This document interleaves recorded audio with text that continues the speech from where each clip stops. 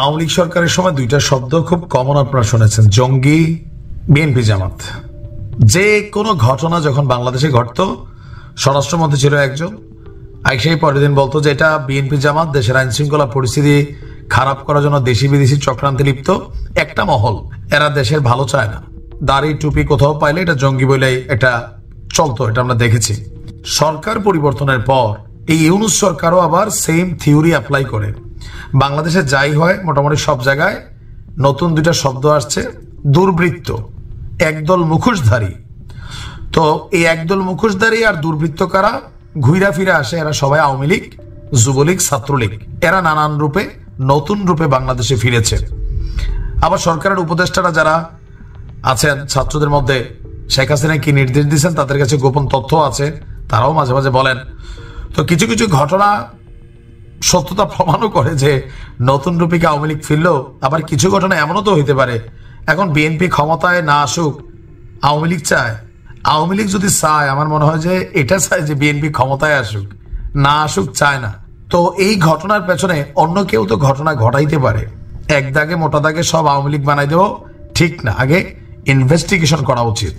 যাই হোক, ঘটনার প্রেক্ষাপট হচ্ছে ফরিদপুরের আলফাডাঙ্গায় বিএনপির যে কার্যালয় আছে, গভীর রাতে সেখানে পেট্রোল বোমা আপনার বিস্ফোরণের ঘটনা ঘটেছে। পুরো অফিস দোমরায়া মোচড়ায়া আলোয় গেছে।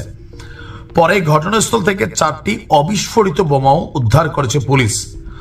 মঙ্গলবার গভীর রাতে উপজেলার সদর বাজারের হাসপাতাল রোডে বিএনপির উপজেলা কার্যালয়ে এই বোমা হামলার ঘটনাটি ঘটল।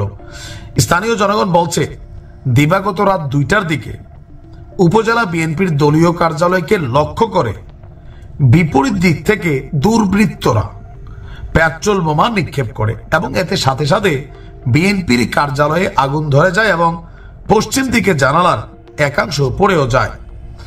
বোমা বিস্ফোরণের শব্দে স্থানীয় লোকজন এবং বাজারের নৈশ প্রহরীরা ঘটনাস্থলে এসে ফায়ার সার্ভিসকে খবর দেয়। তো পরে ফায়ার সার্ভিসের কর্মীরা তালা ভেঙে ভেতরে প্রবেশ করে আগুন নিয়ন্ত্রণে আনেন। সিসিটিভি ফুটেজ, ঘটনাস্থল দেখে মোটামুটি এটার ব্যাপারে একটা ইনভেস্টিগেশন চলছে। তো জড়িত কারা, পুলিশ কোনো কথা না বললেও কমেন্টে আবার স্থানীয় নেতারা তারা বলছে যে এটা নিশ্চিন্ত, মানে এটা নিশ্চিত এটা আওয়ামী লীগের দুর্বৃত্তদের কাজ।